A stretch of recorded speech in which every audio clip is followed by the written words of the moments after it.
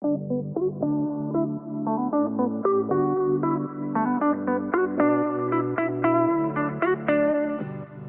to Teal Talk, a podcast brought to you by the Ohio Alliance to End Sexual Violence. That's OAESV for short. We're your hosts, Taylor and Lori. In each episode, we speak with professionals in the field to dive deep into the intersectional issues that affect survivors in Ohio. Before we begin, we want to give a content warning that we will be discussing sexual violence and other issues that may be upsetting and triggering. If you need help, please feel free to call our resource line at 888-886-8388 during regular business hours, or the Ohio Sexual Violence Helpline 24/7 at 844-644-6435. Please take care of yourself.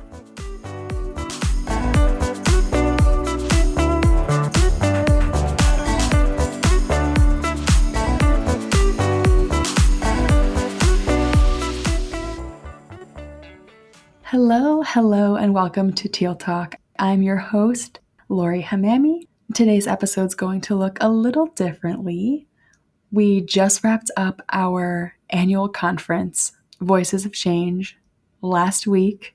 I can't believe it's already been 1 week since we were all together. It was such a success and so inspiring to be in community for 2.5 days.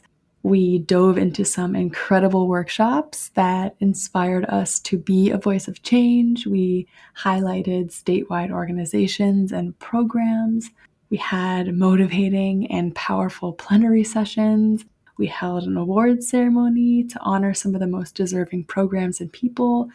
And we wrapped up the conference on day 3 with a panel discussion with survivors about their healing journeys, which was honestly so powerful because this is why we do the work. We do the work for survivors so that they can heal, and to listen to a panel discussion led by survivors just felt like the perfect way to wrap up a conference all about being better advocates and voices of change in the anti-sexual violence movement. So this episode is actually a recording of that panel discussion with members of OAESV's Survivor Empowerment and Advisory Council. So you'll hear from Rashawn, Hillary, Aaliyah, and Andrea, and the panel was moderated by OAESV staff member Nicole Colvin. So thank you once again to our attendees, programs, and staff. We truly can't do this without you. Save the date for our 2026 annual conference, June 23rd through 25th. See you next year and enjoy this panel. I'm so excited to get to chat with our Survivor Empowerment and Advisory Council. And what better way to start off introductions than having them introduce themselves? I have put them through a little bit of adversity through this icebreaker question, so apologies in advance. I will let you all go ahead and share your name and one thing that you'd like the audience to know about you, or more than one thing if you'd like. My name is Andrea. Something to know about me is I love to travel. I love my pets, and I have a young puppy at home. And I am a survivor of domestic violence and sexual abuse. Good morning, everyone. My name is Aaliyah. I am a childhood sexual abuse survivor, thriver, and advocate. I am very, very excited and grateful to be here today with you all. So thank you for inviting me. Nicole said one thing that we'd like the audience to know about us, and that was kind of hard because I was just kind of thinking, well, there's a million things I want to tell everyone in the room, but I guess I'll just start by letting you guys know that, again, I was abused as a child, and then years later, I decided as an adult to go and report in 2022, and then I actually ended up going to trial with my father in 2024, and he was convicted ultimately. So I stand here today just to let people know that if you think healing is not possible, I'd like to be that just reminder that it is possible, and then you just need, keep showing up for yourself daily, and that it is something that can be possible for you. Hi, I'm Hillary. And I'm coming from the viewpoint of I'm a survivor of systemic child maltreatment, including sexual violence, domestic violence, and other sexual violence, including religious settings. And I want to reiterate what Aaliyah said, is that I've learned that being a survivor is a day-to-day choice. And it's something that we really have to work at, especially on the days that we feel more like a victim than a survivor, but it is possible. My name is Rashawn Legard, and I'm a survivor of sexual assault and also incest. And I'm also a founder and owner of Rashawn Legard Speaks LLC. And I want you to know about me. I'm a survivor. I love poetry. I love staying educated. And I like Netflix, Amazon Prime, and because of my trauma, I like to stay busy. And then it may seem like I don't get nervous, but I really do. That's why I move my hands a lot, so I notice that. So I like to keep my hands busy so you don't notice. That's why I really don't like mics when I'm standing still, because I'll start shaking. So I like to be just hands free. But other than that, I think I'm a chill person. Yeah, that's it. Thank you all so much for sharing a little bit about yourselves. And despite the adversity, I think you all did a great job of identifying things that you'd like the audience to know about you. I just so appreciate y'all's experience and your expertise. And as we were kind of developing these panel questions, one of the things that we talked about was your expertise around sexual and domestic violence and how those various types of victimization kind of interact with one another. We wanted to have a conversation about what would a survivor-centered, trauma-informed response look like for somebody experiencing both sexual and domestic violence. I mean, I think that in that moment, a lot of survivors and a lot of advocates will tell you that, asking consent before touching them every single time that you respond to any type of crisis or any doctor's appointment or anything afterwards. Their body, they feel like it's not their own, and we need to make sure that they're shown that we respect their boundaries. I think that to be able to effectively help survivors with both domestic violence and sexual violence, that we can't treat these things as two separate entities. They're symptoms of the same disease. My personal experiences, especially with women who have been in domestic violence situations, is that you rarely see one without the other. And I think that we're doing a disservice to victims and survivors if we're ignoring half of the reason of that cycle of abuse, half of the trauma that they're going through. And we can't expect victims to be able to heal from that if we're simultaneously helping and ignoring trauma. I know in my experience, one of the times that I had decided to disclose sexual trauma from a partner or ex-partner of mine, I was asked, why are you coming in if you're not going to press charges?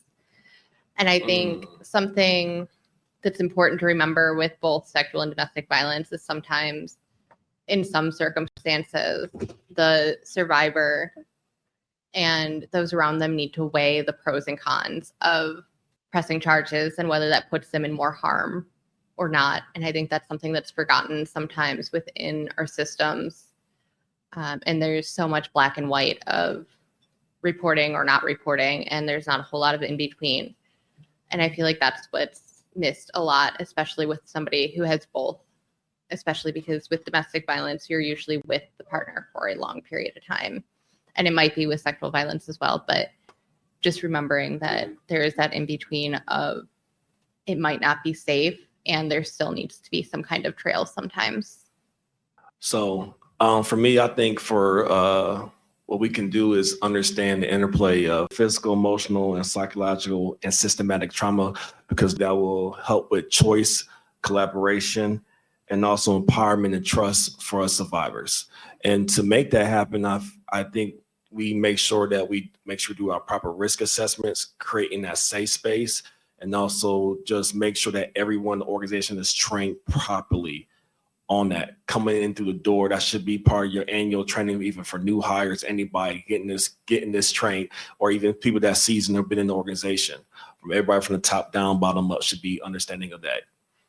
One more thing I wanted to add really quick, especially with survivors who come forward about sexual violence within domestic relations, is not pushing them to leave, maybe subtly encouraging, but not pushing them, because if somebody does that before they're actually ready, there's a chance that they're just going to fall back into it and then not want to come forward the next time because they feel, well, I was told to leave and I didn't.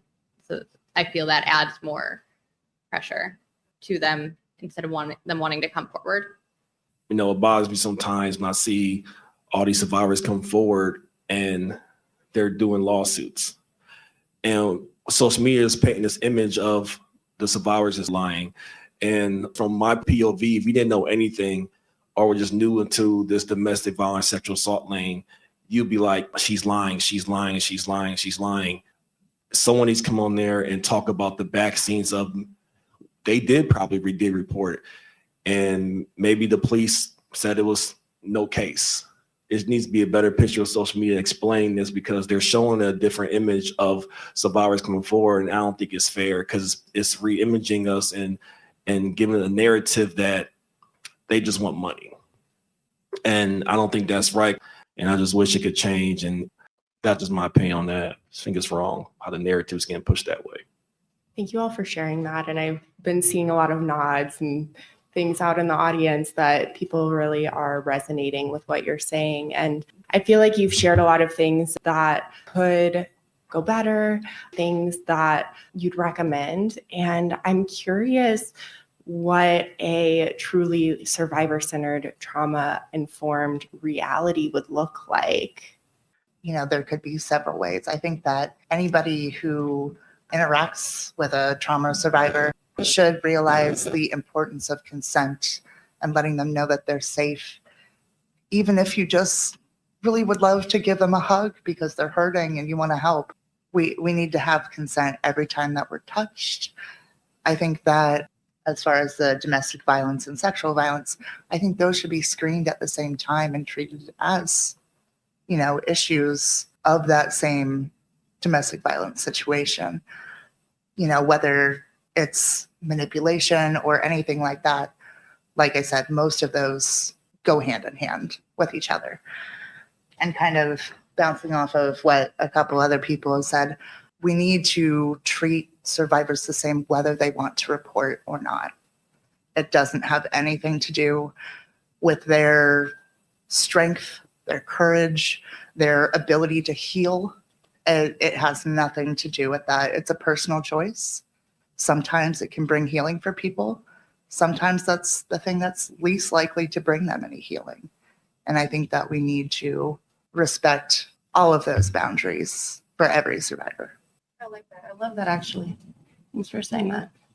I wanted to add on and say that as far as like trauma-informed systems, I think that there should be a better job of creating like safety with these survivors that you're coming in contact with. I think that when you look at someone who has trauma or have been through traumatic situations, I feel like it's easy to not really kind of understand where they're coming with, maybe like their survival instincts and just kind of like their triggers. But if you're trauma informed, you kind of can understand it a little more, and you can provide maybe safety and trust, to that person. So I think safety and trust is a huge one when we talk about being trauma informed and stuff. And when we are dealing with victim survivors, and things like that. And also adding on to what was said about like not only the reporting, but about the leaving with domestic violence. It's really making sure that the survivor has options, but not making the choice for them, or telling them they should do this, or taking all of those judgments out of it, because you may know a lot of the story, but you may not know the whole story. And I know for me, that's the one thing that has helped tremendously when I have come forward is, okay, these are our options. And also talking with them about the risks of it, not just, okay, this is what happens when you do this, and making it look like this is the greatest option, because they need to know the whole story. They need to know the risks along with the pros, because sometimes those risks outweigh the good of coming forward or leaving or any of those things. And I think that's one thing when domestic violence and sexual assault are separated is missed. Is if somebody's sexually assaulted by somebody they don't know, it's okay, we're not going to see this person. We might be able to press charges. We might be able to do this. But if it's somebody they know or a partner, oftentimes it's you need to leave. You should leave. This is what's best. And a lot of times, or sometimes at least, that's not the best or safest option. So it's ensuring that survivors have options and not having judgment put on which one's better. Thank you. I think that's a really great segue into our next question on what you wish more advocates or professionals understood about supporting survivors long term. After going through the court system to get justice, I would say that I wish long term that the advocates and professionals understood that a survivor's journey is a lifelong journey. It doesn't end necessarily when the case file closes.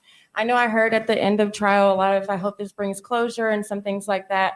But what people don't really realize, I think, necessarily is that when it comes down to it, after court ends, the survivor still has to carry on. They still carry those traumatic experiences, and we still have to navigate through life. Continued support is needed. Kind of like a certain level of continuity of care, really, whether that's resources, whether that's just some tools that you can offer, whether that's just kind of checking in, just saying, hey, I was just thinking about you. How are things going? Anything like that, I think, could be helpful. And I wish kind of that people did understand that long term when it comes to supporting survivors. No, you said it for me. That was perfect. I think something that's important for, professionals and advocates to understand, kind of bouncing off what Aaliyah was saying, is that healing is not linear. It's not.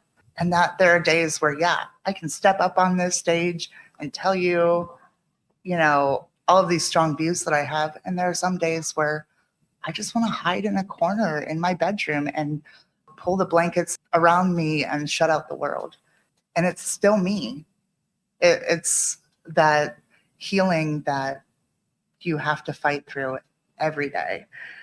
I think that professionals should also keep in mind that every single person's triggers are going to be different, along with the way that they respond to those triggers. We can't expect any survivor to respond to anything in the exact same way because none of our experiences are exactly the same. And I think that one last thing that I want to really put out to especially people that may have some authority, whether you're the director of a women's shelter or a law enforcement officer or even a doctor or a minister, that can be intimidating to survivors because a lot of us, most of us, have been hurt by somebody who had power over us. They had power over us. And so dealing with anybody in power can create that sense of fear. And we need to be able to take that away from that help. Otherwise, how can we expect that to be healing? Hillary, if you don't mind, I have a follow-up question about that. Sure. So how would you recommend that somebody who has that kind of power could create more of that equal playing field with a survivor or kind of create more trauma-informed care despite that power?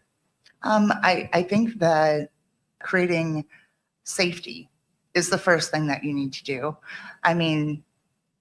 Before you can get them really good psychological help or anything of that nature, you have to have them feel safe around you. Otherwise, you're not going to get the whole story. You're not going to really know how they're doing. And a lot of that comes with consent. And we don't really think of this too much in a lot of our daily lives that, you're a social worker maybe, and you want to touch somebody on the arm just real quick. That's okay, right? No.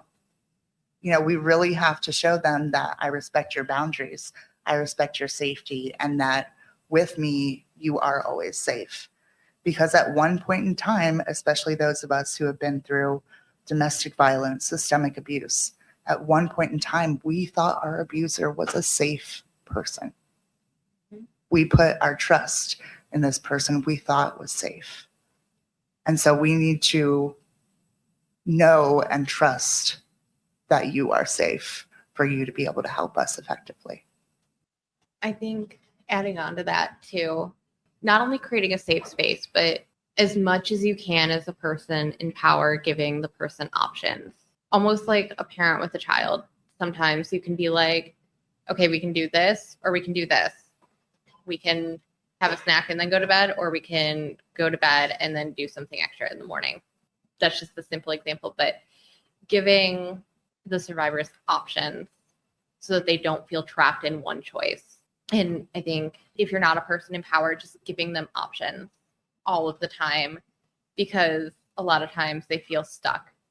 And like Aaliyah was saying, creating continuity, whether that if you can't keep them on your caseload because you're a short-term program, if there's the option for them to come back at another time, letting them know that, and being willing to collaborate with the next person who's taking them over in their care, because collaboration is so important, because you know things, and having the conversation with the survivor of what do you want this next person to know that you might not be ready and willing to tell them, but I can pass along for you, and making sure that you have their consent for whatever you're passing on, and not just giving all of this information to this new person, because that's not going to feel safe. And if you're able and willing, being able to continue that collaboration so that if down the road something comes up with this client, the provider might be able to reach back out to you and be like, this came up. Did you experience this with them? What was helpful? Because they aren't able to articulate what was helpful in that moment. Do you mind if I bounce off of that? Okay. I think that the subject of choices is so important, whether it's, we'll end this intake appointment early because it's, obviously causing distress to this person, or a doctor's appointment or a therapy appointment. Our choices after, through going with these things were taken away from us. We didn't have options. We didn't have choices for ourselves, for our lives.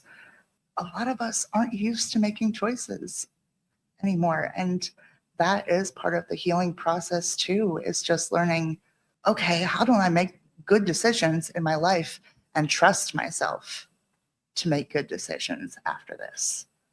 And that's such a huge part of the healing process. So as we think about that healing process, how would you all define thriving and not just surviving?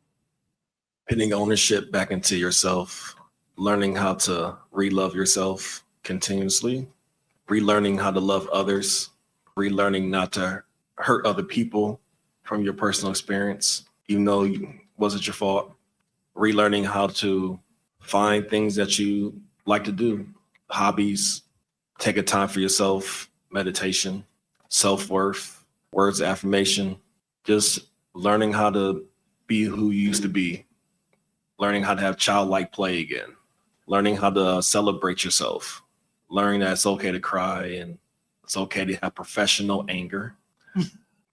For me, surviving is kind of like a day-to-day thing. It's kind of like what's getting me day to day. I may not find pleasure in everything around. I may not be able to fully connect myself because I'm not really there. I'm not really, present in the present. So survival mode versus thriving mode is just two totally different spectrums for me. Like I said, surviving, I'm day to day. If I'm thriving, when I think about it, it starts in my mind. It's my mindset. Thriving doesn't necessarily mean that I don't have hard days. I still have that pain, but I don't really let that pain control me. And it still is making that daily decision every day to get up, choosing myself, honoring my boundaries, loving myself, and like after doing a little bit of therapy, a little bit of talk therapy and then EMDR therapy, I've kind of realized really that it kind of all starts in the mind. And once you can kind of regulate the mind and the nervous system in different ways, that you can kind of come out on the other side and still, live through this thing. So that is what I define thriving as. It's a mindset for me. For me, I've come to learn that thriving and surviving looks different for everybody. For me personally, part of me not just surviving was finding ways to channel what I was feeling and channeling it into different things. And like what was said, finding out how to trust again. I feel like that's something that is so important in thriving and not just surviving, is building that trust up with people around you again, because a lot of times when you are a survivor, you lose trust in everyone in everything around you. For me, that shift happened from just surviving day to day to thriving with beginning to trust people again, even if it's only a handful of people. Because for me, I can name a handful of people that I would trust basically with my life. And even just that little piece of finding one or two people, it's so important in going from survival mode to thriving, because in survival mode, you're relying on yourself, and thriving is allowing others to join in with you. Yeah, community is important when we talk about thriving. So yeah, I agree with that as well. Community and support. Good support systems are so important. Yeah. Mm-hmm. I'd say that for me, I had also kind of written down in my notes, trusting myself to be able to make good decisions, especially about the people, that I let into my life, for sure. For me, I've also done both talk therapy and I'm still doing EMDR. So, seeking help, knowing that we can't do this alone. That's big. And that's something that I've had to learn and find ways to deal with that. So that means on the days where I do feel that fear, that I would just want to curl up and hide from the world, now I have tools to be able to deal with that fear. It doesn't mean it's gone. It doesn't mean that those moments won't ever happen, but it means that I can live in spite of that. I can find moments of joy and of peace. And that's something that years ago, I would have never guessed that I would ever have again.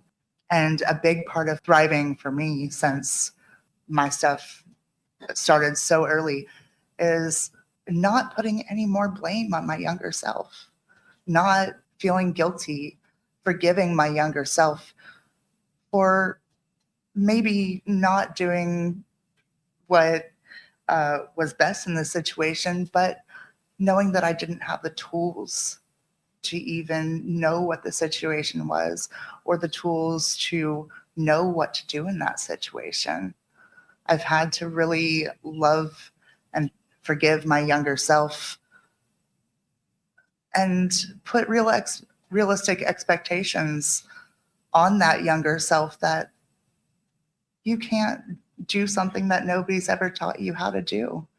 That applies to everything in life, but it's especially important to remember when we're talking about living through something like this. I would actually like to add one last thing to that, if that's okay. When I think about thriving too, a huge thing that's been a big factor for me is not letting what happened to me define me. And so that's also a tool that I keep in my back pocket to help me thrive on the days where I feel less than, like just not letting the situation overtake my life, realizing that I still have a purpose, realizing that, although that did happen to me, it's not necessarily who I am. It's a part of me. It's a piece of me, it's something that I have to live with. But, like I said, I keep that tool in my back pocket, and I just have to keep moving forward and just knowing that everything, will be okay. But I also have to take the steps and everything and the accountability for my own self and for my own healing and everything. So I'm hearing so many beautiful things about like loving ourselves, caring for ourselves, and healing various parts of ourselves. So thank you all for sharing. Something that we were reflecting on earlier in some of our little table discussions was that, it's been really great to see you all be a voice for change and share in spaces like this. So I'm wanting to know what outlets that you use, aside from spaces like this, or including spaces like this, to thrive and be a voice for change. Most of my stuff is just day-to-day life. I'll post a few things on social media here and there, but I don't do a ton of that, because something else I've learned in my healing journey is that not everyone deserves your story, because not everyone is going to be a good steward of your story. The people in my close circle, I do make sure that they're educated about it. I make sure that if a subject is brought up that is not okay, that I call them out on it. Or if they're wondering why women carry their keys in between their fingers and, have a girlfriend to text when they get to a date, and that's a part of daily life for survivors, and then some, especially for the men that I feel that I feel safe with in my life. And just seeing their viewpoints change is just amazing and beautiful. Seeing the empathy that they can show for that. And definitely through this has been such a gift to me because, like Rashawn said, some of that can really turn into anger. Even if you're not an angry person, I'm really not. But sometimes that anger and that rage at the injustice can build up. And one of the biggest things that has been healing me is turning that anger into passion and using that passion to speak to you, to try to help others and to advocate for others. And in that way, it helps me heal myself. For me, I used to keep my story hush hush, very close, wouldn't tell anybody about it, never imagined doing things like this. Now I share my story whenever I can, and I share it everywhere I can. Somebody gives me a platform and I'm like, okay, here we go. My mindset around it is if I can make one person feel less alone in what they're going through and help them see that things are not always glorious or happy or pretty, but that it's the journey, and it is the journey, and it is all over the place. And also, not only do I like sharing it publicly, I do a lot of drawing and art just to get it out. Somebody once saw my sketchbook and they were like, oh, these look kind of dark and grim. And I'm like, I need to get it out some way, somehow. And for me, that's how I do it when I'm struggling, because I can be talking about it, and to people I'm talking about it with, a lot of times it's, oh, she has a lot of it together. And it's like, no, I don't. When I'm talking about it now in spaces, it gets a lot easier for me to be able to, with the mindset of, I want to be the person that I didn't have, because I didn't have somebody who said, this is not okay. What happened to you was not okay. I didn't have somebody to walk through it with me. And if I can be that person that can share my story, even if I never know that it helped somebody or that it touched somebody, then I'm okay with that. I'm okay with that thought that I may never know. I'm thankful I've had people tell me that it has. But even if I hadn't, I want to believe that I would keep doing this, because this is what keeps me going. This is what fuels me, is doing things like this, or talking about it on social media, or sharing about it in different platforms. I use social media to spread awareness about sexual violence, especially definitely childhood sexual abuse. I journal a lot. I know it felt for me that when I was a child, I really didn't understand sexual abuse right away because I was groomed. So I like to do a lot of talking about that to let other people know what the signs are, and just because sometimes if you've never been through it, you just kind of won't know. And I just kind of like to put that perspective into people's minds, just so, to get them thinking. So I like to come and use spaces like this with the council to kind of share my story and help other people. I've done a few workshops, I think, with OAESV, with advocates and things like that. I think I'm always just looking for different opportunities to educate people and just kind of, talk about prevention, talk about, how to help with the healing process, and just overall share the journey. For me, I like to write poetry, spoken word. I don't force write. I just wait for something to come to me, and I learn to write for myself and not for others. And I don't like asking people for feedback, because someone may say it's too harsh, it's too fast. Then you go to someone else, they may love it. Then you're always changing it, your story, your experience. So I just learned to write for me. If you like it, you like it. You don't, you don't. And because ain't nobody great in what I write. So, and my outlets is just sharing my voice in spaces that may never heard my experience. Everybody's experience different. I never compare my experience to someone else's. I never belittle my experience, no matter how small or big or wide it is. I kind of just want to be in different spaces to where just share my word and share my voice. I'd like to tack on to that I also journal and I also do poetry, although I'm not as confident as Rashawn is about sharing his poetry. So still working on that confidence there. Also, like what Andrea was saying, that I do like to speak to survivors and let them know that they're not alone, no matter where they are in their healing journey, that it wasn't their fault, that any guilt and shame that they feel doesn't belong to them and never did. And just that there's life after this. And just to be able to say, I believe you. You know, when so many people have been like, oh, that person was nice to me. You know, there are no men in trench coats and fedoras peeking around dark alleys. That is something that we need to squash. You know, we need to know that these people have been our neighbors, our community leaders, our family. These are people that we've been friends with. These are people we've raised. Everybody's story is valid. Something that I've liked to tell to more than a few survivors that I've talked to, because they'll hear about that I've experienced basically some lifelong abuse. And they'll be like, oh, well, mine wasn't nearly as bad as yours. And I told them, this is not a competition. Yep. This is never a competition, because no matter who won, you know, there's no winning. There's no prize in this competition. And somebody can drown in 2 inches of water just as much in 20 feet. You know, your experiences are no less valid compared to how extreme or insignificant you think they might be. We see you.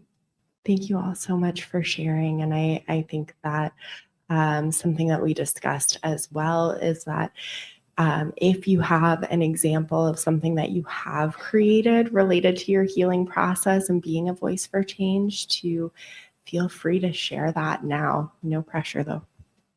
I had a conversation this morning with my mother. She was like, baby, I was on your face page and she's like, I was on your face page and I said, Mom, it's Facebook, not face page. She's like, okay, I was on your Instagram. I said, when did you download Instagram? Okay, Mama. So she's like, baby, I was on your face page and I see you do poetry. I was like, no, Mama, I'm not that lyrical, so now I'm not a poet yet. Well, I see you do spoken word. I said, Mom, that's absurd. I don't know what you heard to think I do spoken word, but that's okay, Mama. She said, I see you going around the country speaking to youth, but baby, I'm concerned. Who's going to build you? Okay. Well, Mom, I don't know who I am. And she says, well, let's pray. And she said, God, protect me. Please protect them, but protect he. Don't reject me, accept me, because the pain medication can affect me. So let me rearrange my thoughts to remind myself, to realign myself, because I've been lying to myself. So my thoughts rearrange myself. So why are we here? Because we advocates? No. Why are we really here? Because we advocate. So why do we advocate? Hate is what we eradicate. Love is what we appreciate. The people is who we accommodate. Activists, it's time to activate. So why do we advocate? Hello, crowd. We are the new generation of advocates, also known as change agents. May I ask the audience a question? I promise I will be rhetorical. So please allow me this time to desensitize your mind so you can vividly see these lines. And at the end, I'll be peaceful as the oracle. Why is mental health an issue in our society? How come homelessness, addiction, the root to all poverty? So generational poverty psychologically still enslave people, but generational poverty be having minorities feeling so unequal. Or better yet, I seen you, you seen me. I felt your pain, I felt your truth. Her face plaster red and both eyes, each eye damaged blue. Hold on. Red, blue is purple, aka violet, but red and blue is also a flash of police sirens. Police sirens is known as violence. The perpetrator swung both arms in the air like a violin. We must advocate for survivors of domestic abuse to sexual violence, because that's violent. But we advocate to change that. We make change look painless. We bring back hope so you can get back greatness. Only faith can change us. Passion, emotion, and feelings. That's our genetic makeup. Live, love, laugh. That's how the spirits made us. Beautiful imperfections. Imagine living in the world with no adversity. Imagine living in the world with no diversity. What is life with no identity? Roll call. It's time for a roll call. We will never leave. We will shield and protect you. Martin Luther King, we had a dream. We can help you. Colin Kaepernick, I can kneel and protect you. Hold up. We serve to oppress and restore. Hold up. We serve to oppress and restore. Our purpose is to give you a voice. Our purpose is to give you a choice. Thank you for embracing diversity.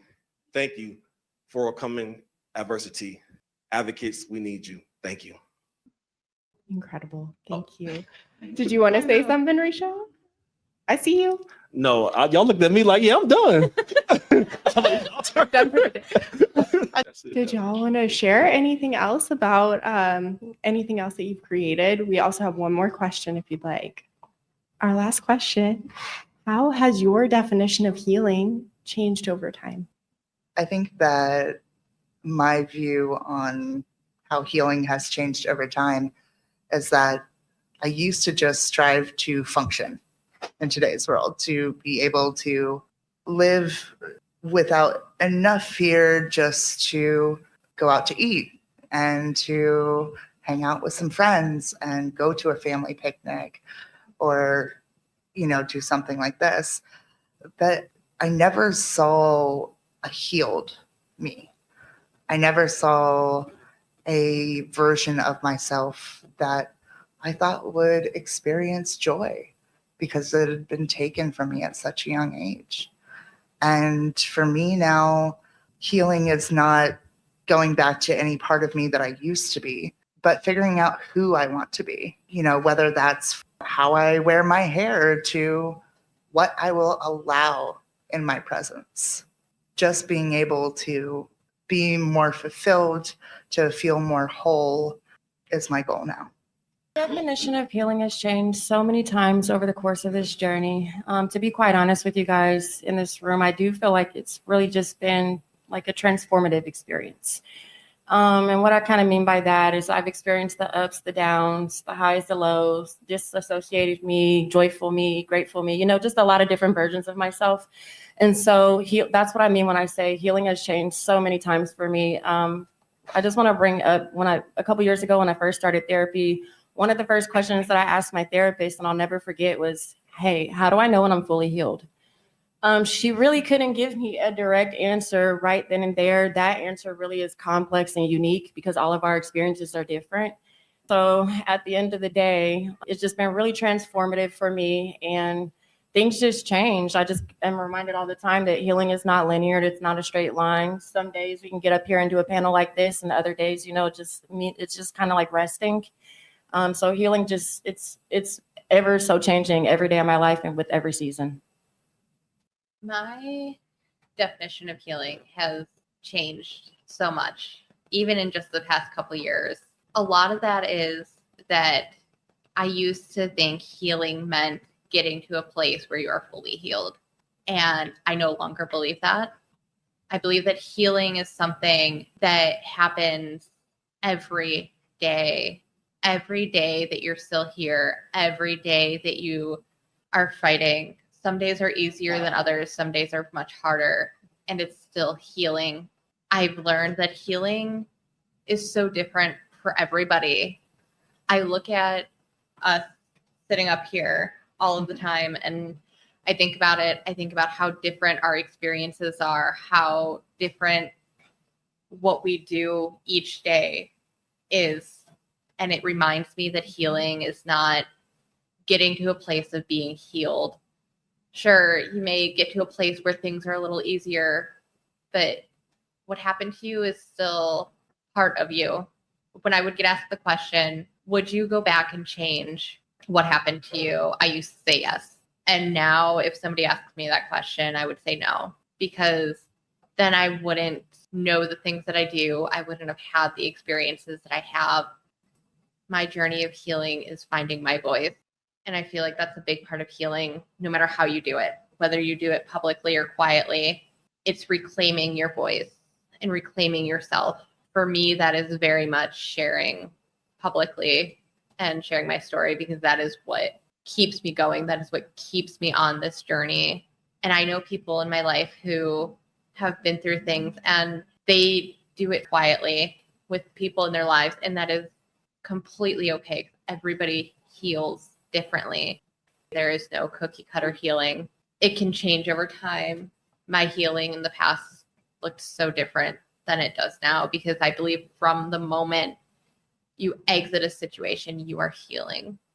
That's something that's been so important for me to remember, is the moment you step out of whatever situation happened, the healing begins.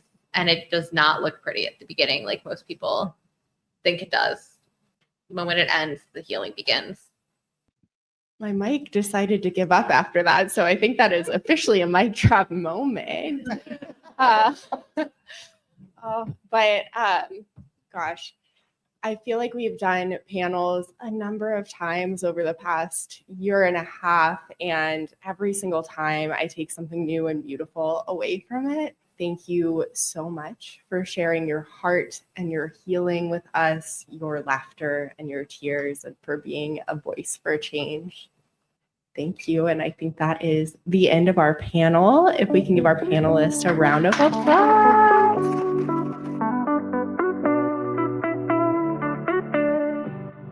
Thanks for listening to Teal Talk. We hope you enjoyed our deep dive into intersectional issues affecting survivors in Ohio. If you like what you heard, subscribe and leave us a 5-star rating and review, recommend us to a friend, and follow us on Instagram and Facebook at OAESV and Twitter at Ohio Alliance ESV. If you'd like to learn more about us and the services we offer, sign up for our email list, or read a transcript of this episode, visit oaesv.org. Want to share a comment or ask a question for a future episode? Just click on the link in the show notes to leave us a voicemail. And remember, we're here to help. Feel free to call our resource line at 888-886-8388 during regular business hours, or the Ohio Sexual Violence Helpline 24/7 at 844-644-6435. See you next time.